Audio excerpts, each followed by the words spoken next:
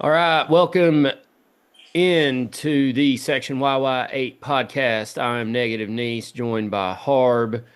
Want to thank everybody for tuning in this week. I'm gonna get this out of the way at the start before I forget about it. Be sure to like and subscribe and comment and do all that stuff. You can find us on Spotify, Apple Podcast if you just want to listen to us, or if you want to watch and see our beautiful faces, Harb's beautiful background. We'll get to that in a minute, but if you want to see our faces, then you can watch us on the YouTube. Info's below on the screen, so be sure to check us out and appreciate you guys listening like always. Harbin is on the road like college game day. Harb, where, for the listeners and the viewers who see this background, where are you? Well, currently I'm at a Holiday Inn Express in beautiful Mobile, Alabama. And why are you there? For the loyal listeners out there that have been keeping up with this show for at least a year, Jake and I are back at Q School, and we are playing at Robert Trent Jones Magnolia Crossings, just outside of Mobile. So, started today. Round one was today. We've got three more rounds this week. So, hopefully, with the next episode, got y'all some good news. Well, we'll be keeping up with it, crossing our fingers, and hoping Big Jake from Cherokee Lake can make some noise. Damn, Skippy. Doing what we can. Yeah, you and I were down at the Bama game, and Jake was there, and my uncle, and you left immediately and went down to Meridian, Mississippi, stayed there, and then made your way to Mobile, Alabama. So you've been there ever since. Yeah, what's funny is we left Meridian Sunday morning, and there was a Waffle House pretty much in the same parking lot from where we stayed. I'm like, okay, we'll just hit Waffle House for breakfast. Well, it was packed and it was on a wait. I was like, well, we can get on the road and just wait till we find something. I forgot we were traveling south or east Mississippi. Yep. It took a little while. So I don't, we've got a lot to talk about tonight when we're recording. This is Tuesday night. We normally record on Sunday night, but you all were traveling. I was wore out, and then last night there was a lot of sports on, so we decided to record tonight. But after the game, after we left the condo, my uncle and I were driving back to Birmingham, and we are like, yeah, we need to find something to eat. Let's look for a Waffle House. So we got finally up the road. Traffic was awful, just terrible. And finally got to Bessemer, Alabama, and exit before Bessemer, found a Waffle House to go only. What Waffle Houses are to go only? The So ones, we the ones that have seen some things. Yes. And so we went a little further up the road to the next exit and actually went through downtown Bessemer, I think is how you say it, Alabama. The home of Jameis Winston. Fun fact. Really? I did not know that. Yeah.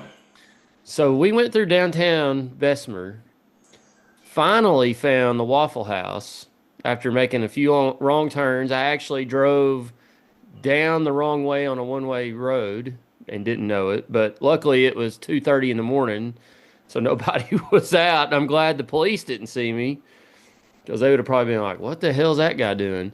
We finally found the Waffle House. It was also to go only, so we ended up getting McDonald's, getting back to Chris Kirby's apartment at 3 a.m. Eastern time, 2 a.m. Central. So we ended up leaving Birmingham Sunday morning around 9, but we both got up. I think my uncle got up around 7:30.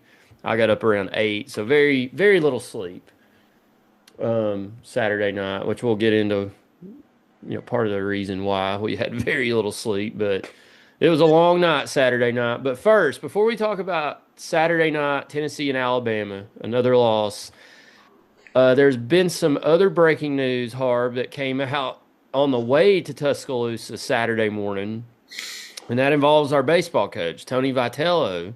A couple weeks ago, there was a report came out that he was in California and the Giants were interested, and then it just vanished and went away.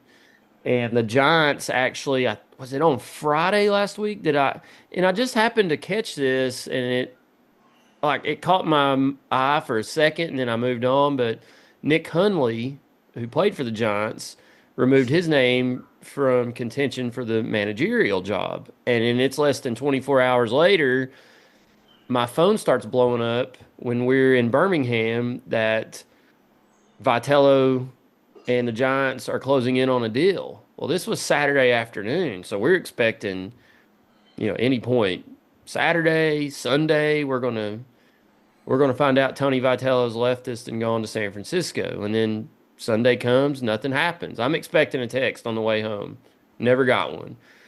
Yesterday on Monday, I kind of didn't think anything was going to happen because Major League Baseball teams, they have like this unwritten rule where they don't announce news while there's a series going on, like in the playoffs.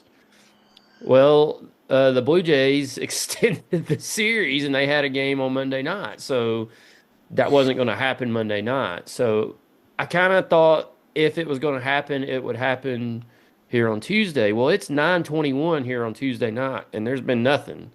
Tennessee had a scrimmage on Monday. They had a scrimmage here on Tuesday at Lindsey Nelson Stadium that it was open to the public apparently, and people went to it. And Tony Vitello's last message, I mean, it just like business as usual. And Tony Vitello's last message, he kind of yelled out to the fans. He said, "Love you all. Thanks for coming. I've got a meeting to go to," and ran off. And there was all this stuff going on Monday night on social media that Danny White and Tony Vitello don't like each other, and Danny White is diverting NIL funds from baseball to women's basketball. And when you ask these people that post this stuff, who's their source? Where did you get it from? A lot of times you either get no answer, but one answer I got was Tony Basilio, who's such a credible source in himself. Um, but I just like last night, and I don't get me wrong, I like Basilio. His call-in show after the games is incredible, especially for the people that call in. But sometimes that dude can be a little bit out there. And I've not bought into a lot of this that, would Tony Vitello leave? I think he's really thinking hard about it. From what what I've read and what I can gather, he's torn. He loves it here. He wants to stay here, but he's also an incredible opportunity to be a manager in the major leagues. And Tony Vitello is a baseball lifer type guy. His family has always been involved in baseball. He's always been involved in baseball. This is an incredible opportunity, and I just don't think it's anything more than that. I mean, I may be wrong, Hard, but all that stuff that I read on social media last night, and people were wanting Danny White fired if Tony Vitello leaves. It's not the same thing. He's not leaving to go to Arkansas. He's not leaving to go to Florida or somewhere like that. He's not making a lateral move. He is making if it happens, he is making an unprecedented move. This has never, and the rock means ever, happened before in the history of the game. Think about that. There has never been a sitting college head coach jump to the major leagues to become a major league manager. He has zero experience. Pat Murphy is now manager for the Brewers, but he worked his way up after leaving Arizona State to go through the minors to get to the Brewers. What's his name for the Yankees decades and decades ago? Who's the award named after? Dick Howser. He left the Yankees, went and coached in college, then came back to manage the Yankees. This has never happened before, if it does happen. So I don't understand. I know Big Montana sent this message other night. I don't understand the Danny White. Like people have turned, bless your heart. People have turned on that guy in the last year, and I think a lot of it's to do with the increase on ticket prices. That guy's a villain right now to a certain effect. I don't buy it. I don't understand it. But what's your thoughts on this quote unquote coaching drama? It's just classic overreaction, in my opinion. Um, One, if he does leave, he took a bottom dwelling program and literally turned them into a champion in a top, I'll be conservative and say 5 baseball program in the country within what, 7 years? So Yeah. if he so if he does leave here to take an MLB job, you you shake his hand, you hug him, you say thank you for what you did for us, thank you for turning this program into what it is, and you let him go. Like, it hurts, but like you said, it's literally never been done before in this fashion. So if it does happen, don't be bitter. Be happy for the guy, but I don't think it's happening. Is the thing. I feel like the reports were fairly immature. Like you said, I think it would have came out today if it was finalized. He's been at practice every day, scrimmages since the news broke. I'm just not buying it. And maybe I'm crazy. Maybe that's the optimism in me. And if he wants to stay, he's more than welcome to stay. If he wants to go do your thing. Like, it's really weird how a lot of our fan base is upset at somebody for potentially bettering themselves in their career. And Tennessee baseball is a big time college program, don't get me wrong. It's not an MLB job. No college job is. Now, you could potentially argue that some college jobs are better than some MLB jobs, but that's a different conversation for a different topic. The Giants are not one of those. The Giants have history, especially recently. When I say recently, over the last 25 years, and then obviously It's a way back in it's the a day. storied Major League Baseball franchise. Exactly, yeah, but they've had recent or fairly recent success. Right. And you can talk about money, you can talk about this, you can be like, well, even if he doubles his salary, it'd still be the same he makes here, which sure, I get that, like, whatever. But the thing that bothers me the most is I think it's a complete overreaction because it's not one, it's not a done deal. If it was, like you said, they would announce it the morning after Game 7 between Toronto and Seattle. But the Danny White hate over this is absolutely bonkers. Now I Yeah, know it's crazy. and Jared Dickey kind of fueled the fire on that one with his tweet, which is there truth to that? Probably. But a lot of times with really good teammates of a high level or business partners of a high level or whatever example you want to use, in a lot of successful working relationships, you're not best friends.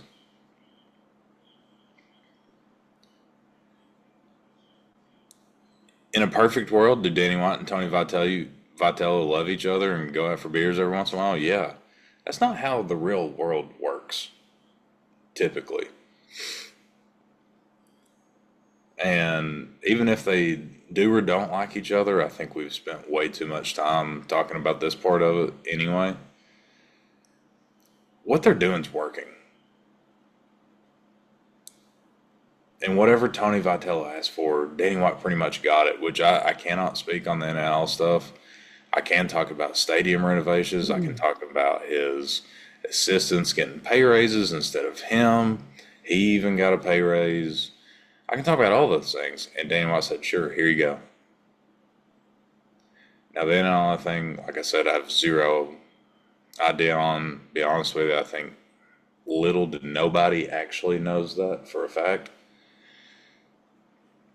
I just think the reaction from a good portion of the fan base has been absolutely ridiculous on this, on both ends. Like, being mad at Danny White and Tony Vitello over this is asinine. Like you said, it's not like he's leaving to go to damn UCLA or a lateral to downgrade job. I mean, he's going to the pinnacle of his profession if it does happen. The whole thing's just weird. And it's going to be really awkward when he doesn't leave. Yeah. It's I think a lot of the hate, I don't see as much hate toward Vitello as I do toward Danny White. And they're blaming him for something that's not even happened yet. But, like, And I don't know why. Like, it's not like we've lost him to a rival school because he's no. not happy here. This is, like you said, the pinnacle of what he does for a living. Like, that's the top of the top. It don't matter. There's 30 teams. There's only 30 of these spots, and they don't come open that often, although there is 8 this year. But So let me hit you with a hypothetical here. And this one's way more common in this sport than it is in baseball. Let's say Josh Heupel won the national championship in 22 with Hendon Hooker. Just alternate universe. Let's say that happens. alternate timeline, like in Marvel. There you go. Well, let's say 2 to 3 years after he wins. So let's say now, the Seattle Seahawks, random, call Josh Heupel and say, "Hey, we want you to be our head coach." And if he's in preliminary discussions with him and there's reports saying that it's going to happen, are you mad at Tony Vitello for Josh Heupel wanting to take a head NFL job? It's just weird. It's weird behavior. I would be hurt. Like, it would suck. But I mean, go for it, bub. I think that's what sucks about it is everybody loves Tony Vitello, and we just don't want to see him go. But at no point have I personally like been pissed off about it. And I remember in the past I was pissed off when Lane Kiffin left. That was a night I'll never forget. When he left, God, I was mad. Um, I'm trying to think what else might, when Bruce Pearl, I mean, he didn't really leave, he was fired. That wasn't a great night, but that's totally different. But I mean, I think the one that I can think of is Lane Kiffin in my lifetime. Philip Fulmer was fired, Johnny Majors was fired. I'm just thinking in my years on this planet. And then you had Dooley fired, Butch Jones fired, Jeremy Pruitt fired. Even on the basketball side, Donnie Tyndall fired, Conzo Martin left. I was like, F you, get out of here. I didn't like him anyways. But this one, if he left, it would hurt. Not in like he stabbed us in the back way though, it more like, man, we had an opportunity to build a dynasty. And maybe it continues even without him, but you have an opportunity to build a dynasty here, as long as he wanted to stay here. But it's one of those things when I was driving back Sunday, I was like, at no point have I been angry or like pissed off about it. And the thought never crossed my mind that this was Danny White's fault of any kind. This just started yesterday, and it's just social media BS. I mean, honestly, I had to turn it off last night. I couldn't do it anymore. I was like, this is crazy. People are like insane. And people attacking the women's programs over there. Like, I'm a fan of this. And for those listening, I'm pointing to a power T on my chest and my hat. That's what I'm a fan of. Am I the biggest Lady Vols basketball fan? No. Am I the biggest Lady Vols softball fan? No. But I still want them to win, and I want them to have what they need to win. And I get, guy I know all the time says, we need to give up baseball funding and put it toward our defense in football. And we need to get rid of, don't give it to women's basketball because we need to give it to baseball. And I mean, it's just this. Danny White's got a tough job trying to navigate this right now, figuring out where all this money goes to, and it can't be easy. But that's why he makes the money he does. But last night like blew my mind. Some of the stuff I was reading, and Jared Dickey didn't help things by basically calling Danny White a douchebag and then deleted it. And then he was at the stadium today with what's his face taking selfies in the outfield, and Kavaris Tears posted a picture of Vitello walking out of the dugout from years ago. It's just been all over the place, Harb. This story is one of the wilder Tennessee athletic stories that I mean, I put it up there with the Kiffin thing. I put it up there with the Jeremy Pruitt stuff that came out, a few years ago, the Bruce Pearl. It's in there with those. What about Rick Barnes using UCLA to get more money That out of night, us? that I'm glad you brought that up. What That about night that? was wild too. What about that? Yeah, it's the same thing. There wasn't a ton of there wasn't a ton of backlash over that one. There was briefly, but not like Yeah. this. Not like No, this. no, and I love Rick Barnes to death. That was chicken shit. It was. And I understand it's a business, it's your livelihood. But he was never going to UCLA, and everybody knew that. Could you imagine Rick Barnes living in Los Angeles and No, I think we and talked about working? this the other night. I, I like, in my opinion, that one was kind of worse than this one. And he actually not long ago I was listening to him on a podcast and that got brought up and he said I thank God every day that it didn't happen. And it was almost like he was thinking about it, but then something told him not to. And obviously, I think we know more now than we did like right when it happened. But apparently, UCLA didn't want to pay his buyout or something here, and that kind of deterred the deal from really happening. But from what I've ever always heard him say, that it never sounded like he was truly going to go. He was talking to him, which is what Vitello's doing with the Giants right now. Right. He's talking to him. There's And too much everybody went, smoke for him not to be.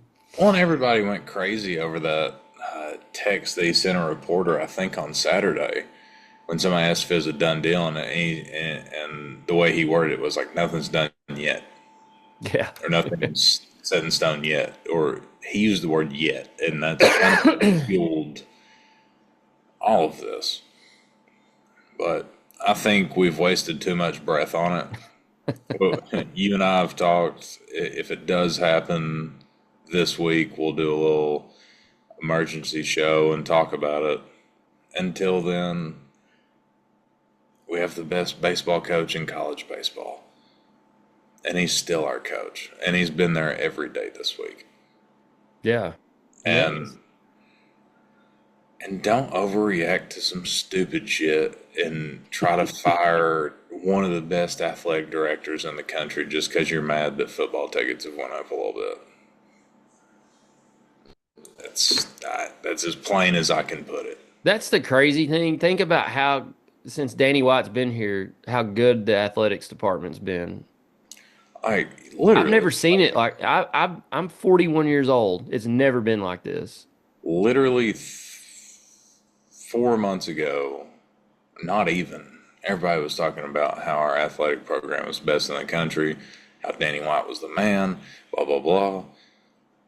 And all it took was our damn baseball coach talking to an MLB team to say fire his ass. That's why we can't have nice things. Yes. That is exactly why we can't have nice things, because we do it to ourselves, and I'm sick of it. Speaking of doing things to ourselves, let's talk about this football game on Saturday night. Teed you up for that one. You did. That was great. That's what good caddies do, right, Jake? So I sent you my notes, but I labeled the top of my notes here mistakes, mistakes, mistakes. I'll read you a few of them here for the listeners at home. Tennessee loses 37-20. We all know that by this point at Alabama. By the way, I'm now 0-7 at Bryant Denny Stadium, How dating back about to you not go? dating back to 2005. It was said after the game that I'm required to go from here on out because I have to be there when we finally do win this game. but many are asking if it will ever happen. It's gonna be If like the I'm there. it's gonna be like the end of the Titanic with that old lady. It's been 84 years. It's been so long.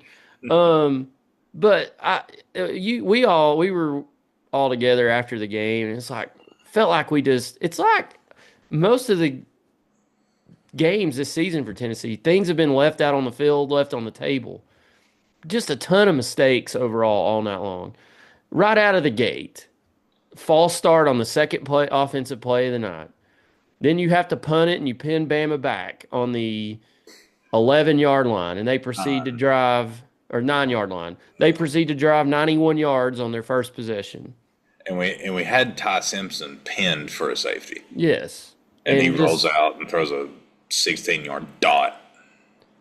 we have our quarterback trips on one of his linemen's feet, and there's a safety in the second quarter. Then Bama goes and scores immediately again. Then we drive back down, and we're in prime position to get the game to at least 16 to 13 or 14 at the half. And what do? Which we'll get into this in a minute. We throw a 99-yard interception to end the half. Just back-breaking, crushing. Um, there was a fumble in the second half where Ty Simpson was trying to throw a pass and he fumbled it. We did recover it, but before it was recovered, Perlotti just slaps it. Get on the football. What are you doing? The same guy who the week before picked up a fumble that was never a fumble and ran it into the end zone because he didn't know. Um, a quick a snap that should have never happened during an audible. A 99-yard drive in the third quarter. A 10-play 75-yard drive in the fourth quarter by Alabama. Tennessee allowed 4 sacks. We've been one of the best teams in the country about not allowing sacks. Tennessee got 0 sacks. We've been one of the best teams at sacking the quarterback all year long. We gave up 5 of 11 third down conversions. 10 penalties for 66 yards. Drop passes all over the field. Going back to the penalties, you had a big gain to Chris Brazzell there in the first half, negated because the wide receiver covered up the tight end. Just tons of mistakes all over the field. They've been getting away with it, and it caught up with them Saturday night. That was one of the more. I've been to a lot of Tennessee Alabama games.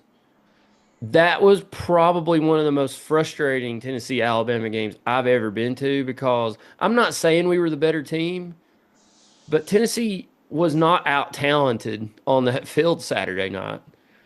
They just got out executed, and Bama played a lot cleaner game than they did.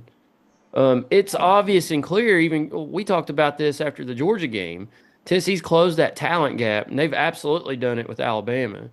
But at some point, you got to figure out how to execute and cut some of this crap out, and they've just not figured out how to do it yet, especially on the road. But just a frustrating night. The streak of losing in Tuscaloosa continues, and I've got some other stuff to say about Josh Heupel and road games here in a minute. But what was your thoughts on the game Saturday night? Infuriating. I've calmed down a lot since then, but I mean, you put it pretty good. That was one of the more frustrating games of recent memory. Or maybe not even recent memory, just in general. And I'm going to fast forward all the way to right before halftime. Before we got the first down with, what was it, a minute left, it was still terrible clock management. We fell into it looking genius. You know what I'm talking about? Yeah. Like, we got it down to like, was it 55 seconds or something? And we got a third and decently long first down. And then you start calling timeouts. What were you going to do before that? Kick the field goal with 55 seconds left with all 3 of your timeouts still in your damn pocket? But that part ended up working out. But the most frustrating thing of all time is how many times have we lined up in the jumbo set under Josh Heupel? We did it 3 times Saturday night in the first half. I know. How many times have we done it? Yeah, probably three. So when we get down the goal line with 9 seconds left, we line up in the jumbo set, and I look at Jake, and I was like, what's going on here? Then Kalen DeBoer calls timeout. I was like, okay, we just wanted Bama to burn a timeout, maybe get a look, whatever. Well, they come back out in it. I'm like, this is odd. And I'm literally sitting there, and I'm like, nobody in this stadium believes that we're running the football. Zero. Nobody wearing orange, nobody wearing crimson. Nobody thinks we're running this football. And looking back on it, that was the smartest thing we could have done. Because there's a few Alabama fans sitting next to us that literally said, if Heupel's got any sort of balls whatsoever, he'll just run it right here because we can't stop it. But what do? They run a pussy-ass play action to Kieltzman in the flat that 100 and some odd thousand people saw coming. And you put it best right after the game. If it's not open, throw it over his head and kick the damn field goal. Worst case scenario, you're down 6 going into halftime. Throw it away. And I love Joey. I think he played a pretty good game against Bama. I really do. But that single play, which was a worse play call than execution, in my opinion, that is the maddest I've been at a single Tennessee play since Garantano went rogue in the same damn end zone and called his own number and tried to jump the pile and reach the ball across, and then Trayvon Diggs took it 107 yards. But this one was designed. That's what makes it even worse. And we treat Jeremy Pruitt like he's the dumbest sack of hammers to ever wear orange. God, I'm getting mad all over again thinking about it. I mean, absolute worst case scenario when you're in that situation is you get no points. That is bar none worst case scenario. You go into the half down 9. That is the worst case scenario. The second worst case scenario is kicking a field goal. It's like, damn, we got all the way down there. We had to settle for 3, whatever. 1-score game. Obviously, best case scenario is you punch it in. It's a 2-point game. And you have a barn burner ahead of you, more than likely. Truthfully, do we probably still lose? Probably. But you never know. I mean, momentum in college football and college basketball is the 2 sports where it matters the most. Mm-hmm. And what do? You let them blow the imaginary roof off that damn building going into halftime. I mean, that place got loud. Yeah. And just any bit of momentum you had, any bit of life you had just sucked right out of you. They get ball at half, and you're just like, why am I even going to sit here for the next 2 hours? Yeah. But it was bad. And another thing in the first half, we ran the ball twice on our first 2 offensive drives. Twice. You wait till you're down 16 to establish the run, and it works. Against a team that does not defend the run very well at all. What did we say last week? They were, 97th in the country in rush defense? Something like that, yeah. And you just choose not to run it against them when you have 3 badass running backs. Like, why? Why are we throwing it 40 times against a team that cannot stop the run? And their fans know it. The ones that were sitting next to me were like, why aren't y'all running the ball?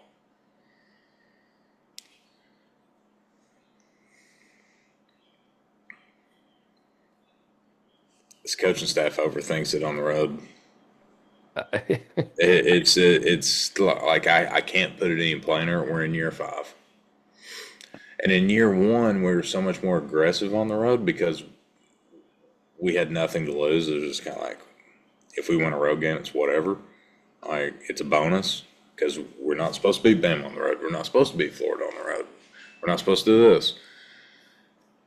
I mean, you remember the Bama game from 21. Yeah. We hung in there for 2 3/4 quarters, and they pulled away. But I remember we scored on the first play of the fourth quarter. I think it's Javante Payton. Yes. That's a damn Long pass trivia. down the sideline. Yeah. That's a trivia question There right you there. go. Hell, that made it a 7 point game, I think, or a 10 point game, or Something whatever. it got it down to at least a couple possessions. Yeah, we didn't care back then, and it's one of those weird things where if you care too much, which obviously you need to care, but this will make sense when I say it. When you start caring too much, you start thinking too much, and then you just screw up the whole entire plan of what you can or what you want to do. And we've said it multiple times, and I get sick and tired of saying it, so I know people get sick and tired of hearing it. We coach not to lose on the road. And we even did that without a lead. I mean, Bama went wire to wire on us. And down 9, we're still coaching not to lose. And what do? You lose the damn ball game before the second half even kicks off. And there was a couple moments of false hope in the second half. Like, it's just frustrating. It's super frustrating. I wasn't going down there and being like, oh, we're winning or outright. It wasn't one of those, but it'd have been different if we'd have went down there and just physically got our ass beat. We did on the scoreboard, but we didn't. Not really. We really didn't. And I'm not going to be one of those ones that brings up the fact that we outgained them in yards. A lot of those were essentially garbage time yards. But damn, I mean, we stopped the run. When we did run it, we ran a good amount on them. Just stick to the plan. Like, it's not that hard. Just stick to what has gotten you to this point, and if that don't work, it don't work. Don't start trying new shit. It's so frustrating. And we had a lot of executional errors. Like you said, the receivers didn't have their best game. And a lot of that's nerves. And I never played at that level, so I can't really attack a damn early 20s kid for having nerves in one of the biggest rivalry games in college football. I'm just not going to be that guy. A lot of armchair offensive coordinators will do that. I'm not going to do that. Hell, I know they were nervous. But, I mean, you got to execute to beat a team like that, especially on the road. And even with a lot of those mishaps, we still had our opportunities. But even outside of execution, if you shoot yourself in the foot multiple times, whether it be poor play calling or poor execution, you're just not going to win. Point blank, period. And I know you have a couple things to bring up as far as I said about not sticking to the game plan. There's a lot of things we did differently in that game than what we've done all year long. Like, I'll let you take the reins on this. The offensive line rotation. Yeah, that was one thing and I didn't notice it. I mean, it's kind of hard to see from where we were sitting, but I noticed in the second half, like some of the, combinations they had out there, and then it's been talked about on other podcasts and shows this week, but they rotated the offensive line like they've never rotated before this year. Why? The offensive line has been pretty dang good. And I know David Sanders is back and you need to get him out there, but why are we rotating all these other positions around besides the center? I just had some notes here, just thinking about it, the game management part of of Tennessee football right now under Josh Heupel. And you all that listen to this show every week know that I've not been very critical of his time management. But Saturday night, there was right there at the end of the half, me and my uncle had this back and forth. He was talking about we need to use more time. I didn't think they were managing the clock very well. Now they got down there, um, and they didn't leave Bama any time to do anything, even though they still did. But there was one time, I think it was after there was a play and there was like 20 seconds left, somewhere around in that time. Josh Heupel looked so conflicted over there on whether to call a timeout or not. He had three. Call him. Use one of them. But he was like back and forth, and he finally went up and was like, oh, and he called the timeout, and he kind of looked around like, oh God, what did I just do? It was like he froze. And it's like I don't know.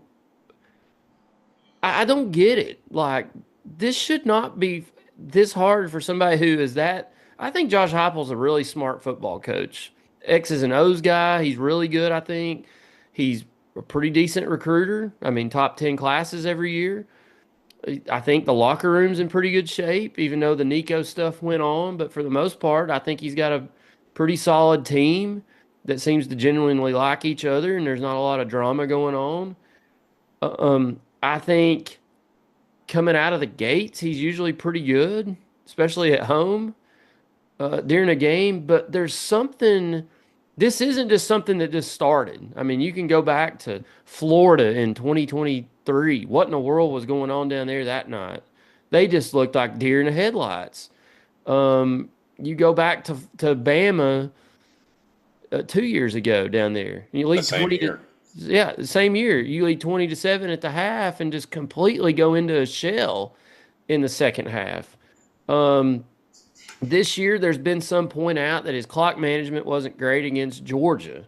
I don't agree with that. I've said that on here, and we're not going to get into that. But then look back at even Arkansas last week. There was talk about it. I didn't necessarily agree with that one, but I was not happy Saturday night with, and it wasn't his clock management per se. It was, okay, you come out, there's 9 seconds on the clock. You don't have any timeouts left. You know, whatever formation you come out in, Bama's going to call a timeout because they still had one left.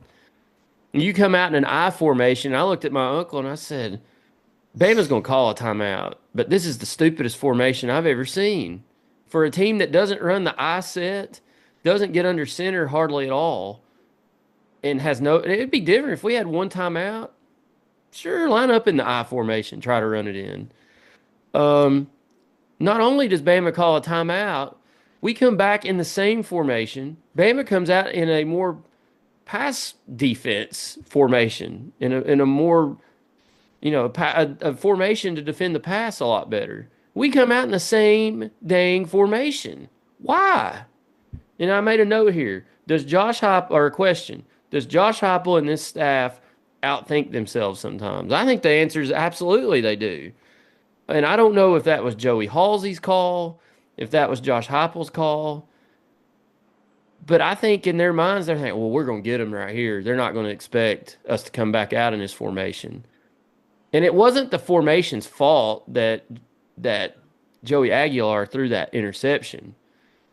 That was a bad throw. When you go back and look at it, it was thrown behind Miles Kitselman. It was a poor decision. But they also put Joey Aguilar in a box. Why do you have that formation out there with basically two receivers? Why? Just things like that they do, especially on the road. And again, I think Josh Heupel is a very good football coach, and I'm glad he's our football coach.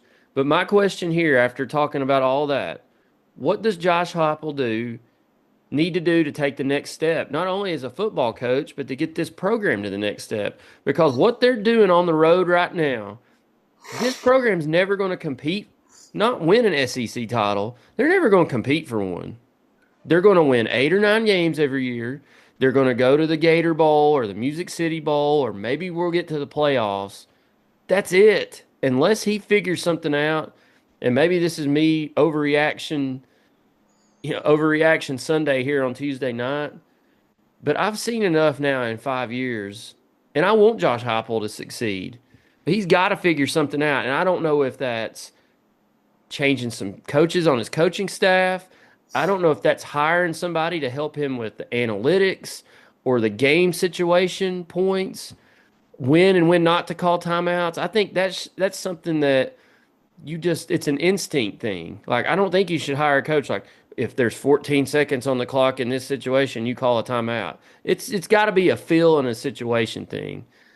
I don't know what he's got to do to make that next step, but something's got to change because we've still got a road game at Florida, a place we've not won at since 2003, same as Alabama. And now next week we've got a road game at Kentucky. That's not the same thing. He's won up there. They've played pretty well up there since he's been here. But I, I'm I think this program, I don't want to say it's at a crossroads, but they're doing a lot of things really well, but they've got to figure out, we're in year 5, Harbin. I know you're telling me to pump the brakes, but we're in year 5 here, and the same things are still happening. They have got to figure out why they're playing like they are. And I know they're trying to, probably. I hope they are. But why are they doing the same things over and over and over again in big time road football games? It's it's the same thing every year, Harb. I got a couple things to rebuttal that. And I'm irritated right now, but there is a bigger picture. We're going to be favored to win in all of our remaining football games. You're right. You play at Kentucky, you get Oklahoma at home, which if that's not a night game, we need to riot. Because that, Maybe we should fire Danny White.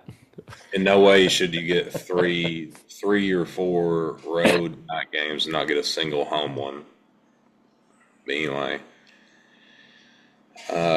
you get New Mexico State. You go to Florida, which that's a different conversation for a different time. I'll save that for when it gets closer to time. Then you finish the season with Vandy. And how wild is it that Tennessee-Vandy matchup could come down to a playoff spot? I mean, It could be an elimination game. When did you ever think that was a possibility? I never thought I would see that in my lifetime. And also, I need to speak some truth here. Truth to power. I love Tennessee. I bleed orange. Like, my mood depends on 18 to 22-year-old guys. It just is what it is. But people our father's ages and our grandfather's ages exaggerated the University of Tennessee's football program. Let's just keep it real here. We've always been 10-2, 9-3, which we haven't always played 12 games, but the equivalent of that, that's what we've always been. So look at Phil Fulmer's averages. Look at Johnny Major's averages. You can go all the way back. Sure, we won a national championship in the 98 season. We're just consistently like either bottom of the elite or top of the very good. And that just kind of is what it is. And we went 15 years with being bottom dwellers, so I think the exaggeration of how much better this program was got a little inflated over that time frame. But we're talking about a coach that took a 10-2 team that, looking back on it, didn't have a damn quarterback to the playoff last year. And now that he loses at Alabama, we're all up in arms about we're at a crossroads. We're not at a crossroads. We're not. We're on the brink. That's what we are. It's not a crossroads. We're on the brink, and you either flatline or you get over the brink. And if we flatline, grand scheme of things, if 9-3 is the floor, or 8-4, like 8-4 on bad years when we have, I love Joe Milton, but if we have Joe Milton or Nico, that just is what it is. All right, and we're gonna slip up and go 11-1 at some point. Or undefeated. Hell, it could happen. But to expect going 12-0 or 11-1 every year and go to the SEC championship game every other year when the SEC is as good and as deep as it's ever been with 16 teams and there's no East and West anymore, it's just kind of unrealistic in my brutally honest opinion. Just think everybody needs to calm down a little bit. This football team hadn't played bad. If the kick against Georgia goes in, what's the narrative? Seriously, what is it? Are we in that? We were undefeated going into Bama. That was the narrative. Right, and then that pick six kills you. The media probably grills you a little bit.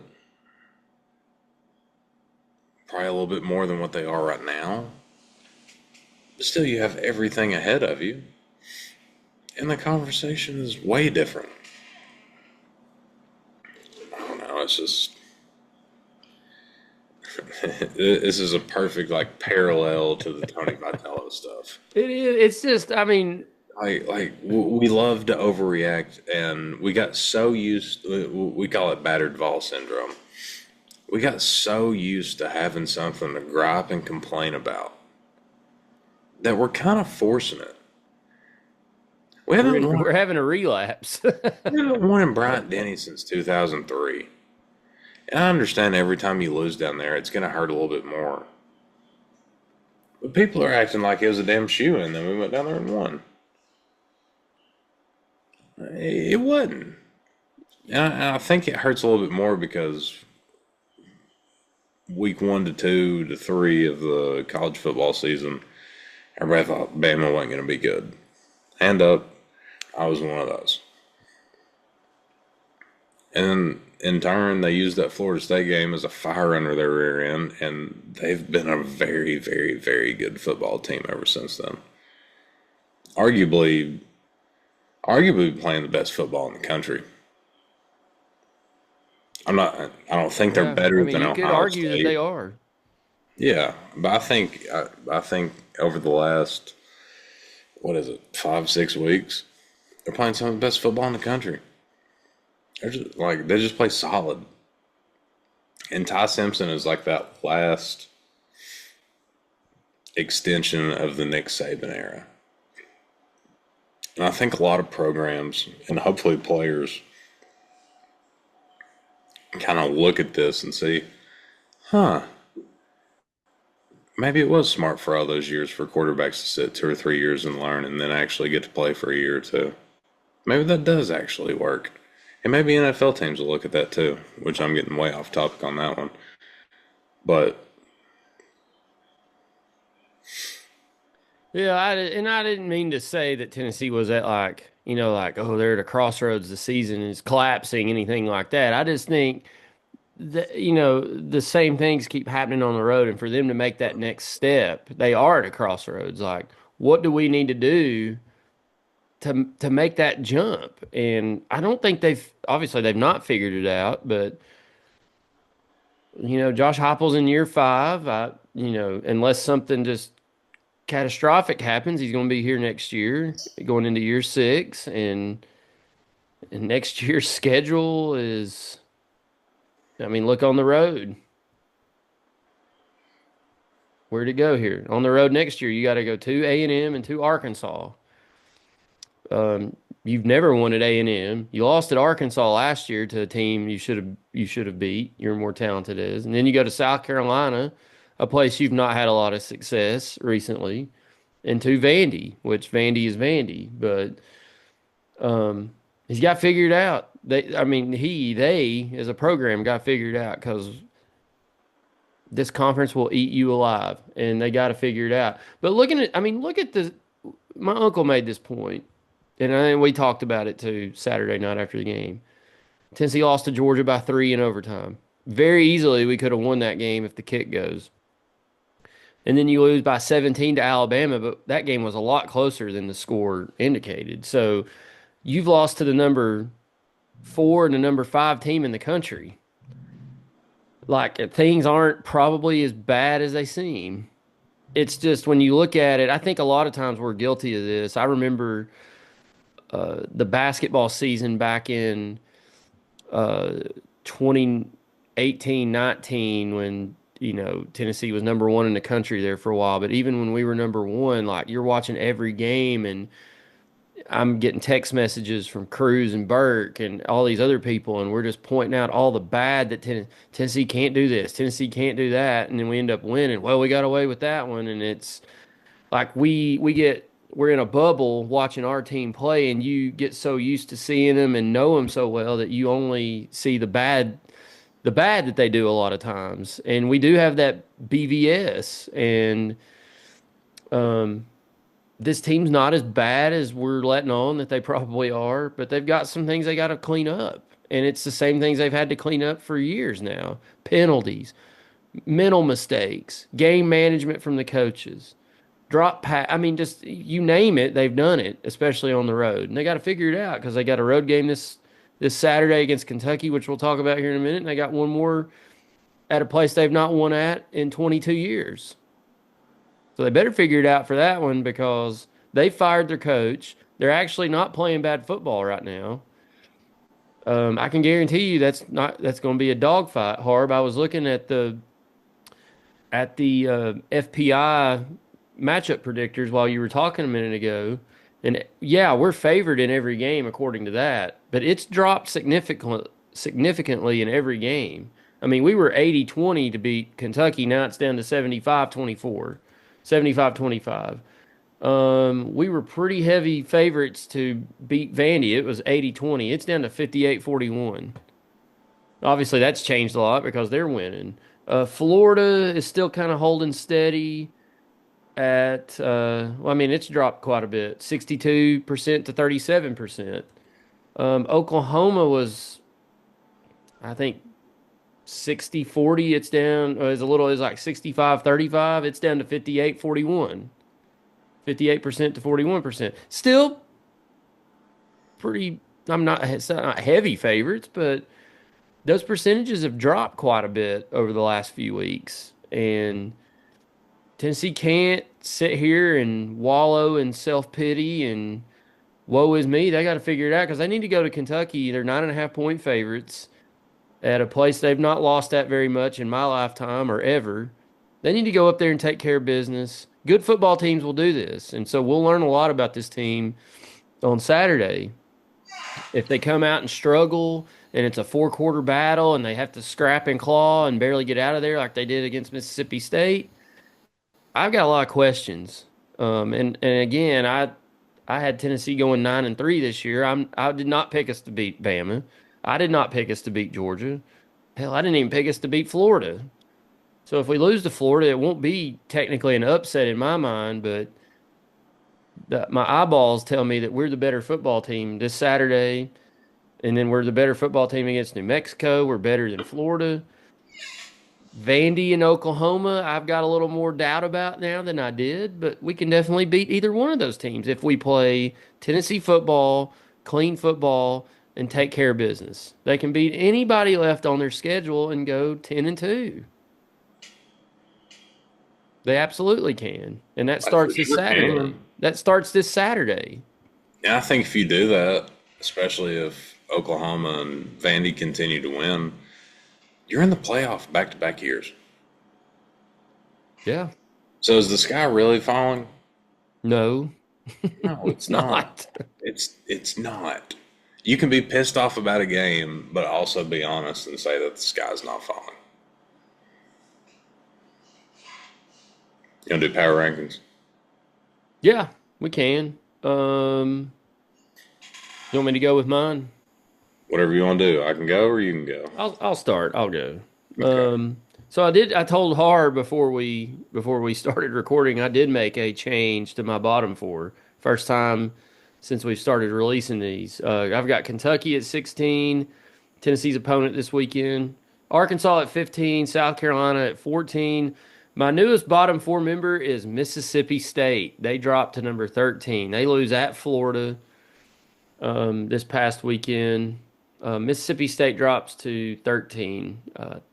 Thought after watching them play, they were a little better than they were, but they've hit a wall here recently. Florida has jumped into the top 12. Congrats to Florida. They're at 12.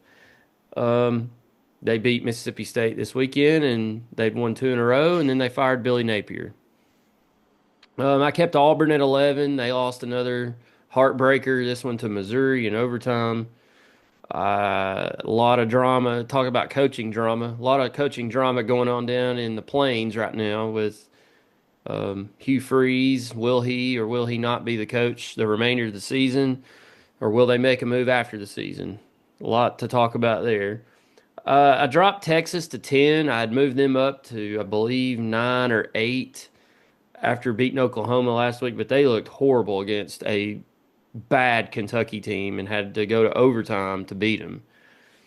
So they're at 10. I moved Missouri up to 9. They had a nice win against Auburn, but they had to go to overtime.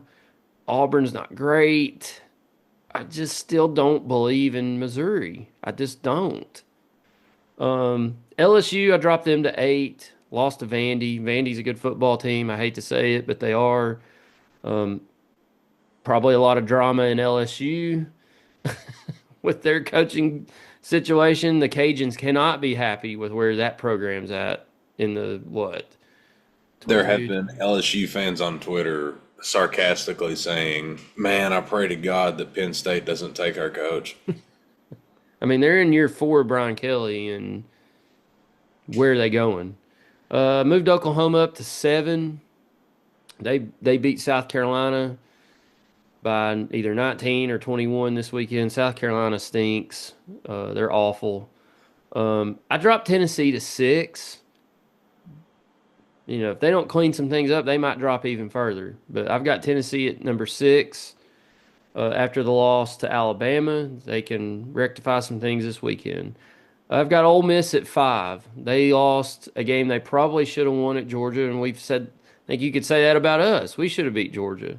Georgia found a way to win, but Ole Miss found a way to lose. They kind of choked it away. As Zay Duck said on Twitter, Lane Kiffin routinely in some big games pisses down his leg. Um, Top 4, Harb. Never, I can't believe I'm doing this. I've got Vandy at number 4. I mean, are they the most flashy team or probably the most talented team in the country? No. Or in this conference? No. But my God, they're finding a way to win. And they beat LSU at home in one of the biggest games in school history. I got Georgia at 3, another team. I say this a lot. Got this phrase from our good friend Chad Grubb: winners win. Georgia just keeps finding a way to win, and they've got that winner's mentality. They're probably not the best Georgia team that's been around during Kirby Smart's tenure, but they keep finding a way to win. I don't know if it's going to be they're going to finally lose one and things start to cascade on them, but they just keep finding a way to win. I think they're off this week, and then they've got Florida in the world's largest outdoor cocktail party. I've got Bama at 2 and Texas A&M at 1. Both teams are playing really well right now. You could make an argument that those should be reversed, but I think those are the top. I think those 4, as of right now, have separated themselves as the top 4. The middle's still the middle. I've moved Tennessee into the middle with Ole Miss, but the rest of them have kind of stayed there. But the bottom is the bottom, and the middle is the middle, and the top is the top. But that's my top 16, Harb. What do you got? For me, I've still got Kentucky at 16, South Carolina at 15, Arkansas at 14. Arkansas did push A&M to the brink they could ruin somebody's season down the stretch. That's Yeah, I two very mean, close games with the offense looking insane under Petrino. But for now, I've still got them at 14. I've dropped Mississippi State to 13. Uh, who beat them this week? Florida. Yeah, Florida beat them, and that was just all-time bad on the final possession for That Mississippi final State. play was awful. Yeah, it was rough. And you lost to a team that fired their coach. Eh. Not good. At 12, I've actually got LSU. Okay. I just think LSU is the epitome of mid. I do realize that 12 is below mid. They're just not good. And I don't know how else to say it. They have a pretty good defense. They cannot run the ball at all. And Nussmeier's pretty good. He's not as good as we thought he was. LSU's at 12. At 11, I've got Florida. Now, I think I'm going to gradually keep moving them up based on how they look without Billy Napier. Because obviously they've got talent. But they're stacking, well, they beat Texas and then lost at LSU. They didn't look bad. LSU didn't look good. It was just kind of one of those weird games. Beat a pretty decent Mississippi State team. You can have 11. At 10, I've still got Auburn. This is such a funny thing to me. Auburn's far and beyond the best 3 and 4 team in the country. I don't think it's close in that aspect. I think every single one of their games that they've lost by single digits, and the one was against Georgia. And then lost by 10. And they've had some unfavorable things go their way, but they just can't put a full game together. You watch one half of Auburn, and you're like, wow, this team is great. Then you watch the other half, and you're like, my God, Carson Newman would be favored by 9.5 against this team. So it's odd. They've had opportunities to win, they just haven't done it. But I still think they're decent. They just got they got to get a win. Now I've got Texas. Texas and LSU are kind of in the same category for me, but Texas has more talent. I'm not going to spend too much time on that. At 8, I have Oklahoma. I think Oklahoma was really good pre-John Mateer injury. I think they're good now. I kind of got to see how he progresses through the season for them to move back into the top 6 or so, wherever I had them. They beat South Carolina this week. What'd we do? At 7, this may be a hair harsh. I've dropped Tennessee to 7. I just can't justify putting them ahead of any of the other 6. Your best win's Mississippi State. I mean, it just It is facts what are it is. It facts. is what it is. There's black and white and there's orange and white. It's just you still have a lot of things in front of you. I'm not gonna say everything in front of you, but you still have a lot of things in front of you, and you can still have a really good season if you handle your business on the way out. But the game management and execution issues, gotta drop them 7. At 6, I have Missouri. Missouri's good and they're fun. Their one loss was by 3 to Bama, and they got punched in the mouth early, and everybody in the country thought that Bama was just going to beat them by 30. They didn't. Missouri had the ball with a minute and a half, 2 minutes left, just didn't come up with it. They got in my opinion, a good win at Auburn. It wasn't pretty. But good teams find ways to win. 5, I've got Vandy. This is not the Vandy of usual. This team's actually legit. We're going to find out a lot about Vandy and Missouri both. It's where College Game Day is this week. Nobody had that on their bingo card before the season started. But here we are. 4, I've got Ole Miss. They definitely should have won in Athens. Just didn't come up with it. But they still looked good. And I think they are still good. I think they're still a playoff team. Pending Lane Kiffin have that one weird game that he loses every year. 3, I've got A&M. I think the top 3 is the top 3 no matter how you shuck and jive them. A&M continues to look good. They continue to impress me. But the reason I have Georgia number 2 is, in my opinion, they had the best win in the conference this week. That was gutsy. They were down 9, 8 multiple times in that second half. Just figured out a way, and they covered. Yeah. Yeah, They covered. Yeah, they did. You're down 9, you win by 8. Good teams win, great teams cover. That's why Georgia's number 2. And at 1, I've got Alabama. I don't know if they're the best team in the conference, but they're playing the best football right now. That's 4 straight wins against ranked opponents. And they are not going to make mistakes. You're going to have to create them against them. And you better not make mistakes when you play them. And if you do, you'll get beat by 17. Those are my power rankings. If you don't like them, make your own list. Yeah, if you don't like what we've put out here, make your own and share it with us, and we'll post it.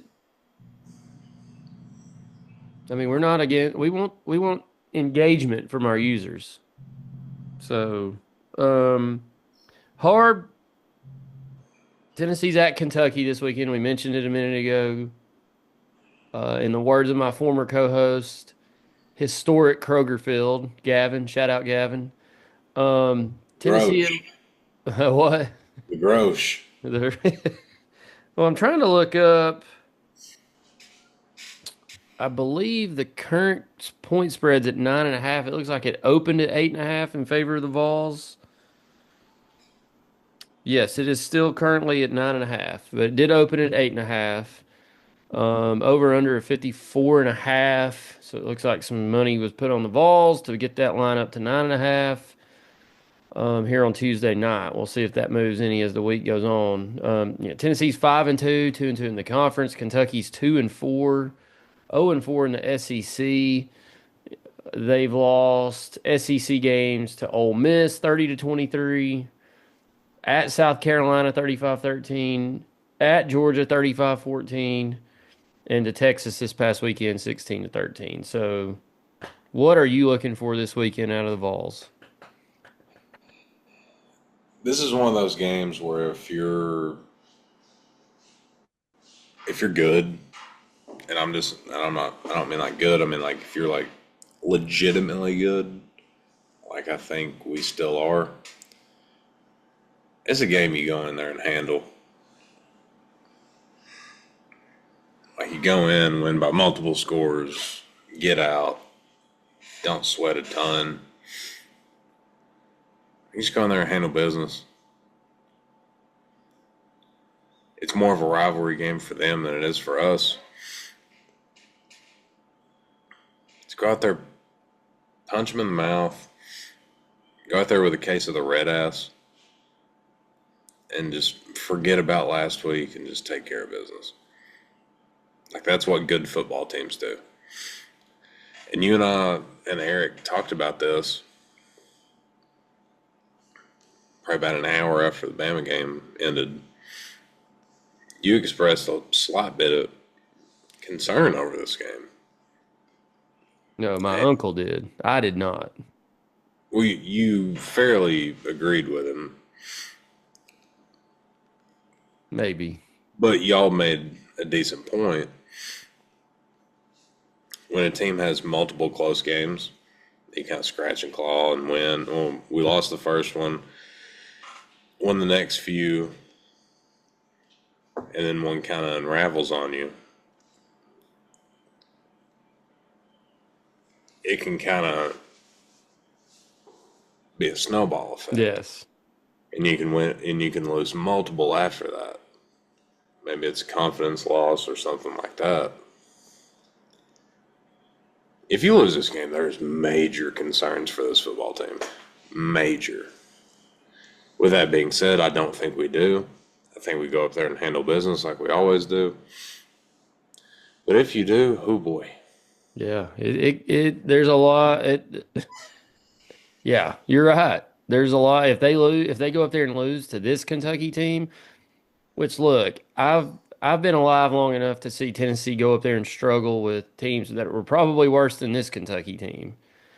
So it can happen. It's a rivalry game. It's a border war, whatever you want to call it. But I went up there in 2001 and we had to fight and claw and have a huge second half comeback. Casey Clausen was throwing all over the field in the second half to come back to Kelly Washington and Dante Stallworth and those guys.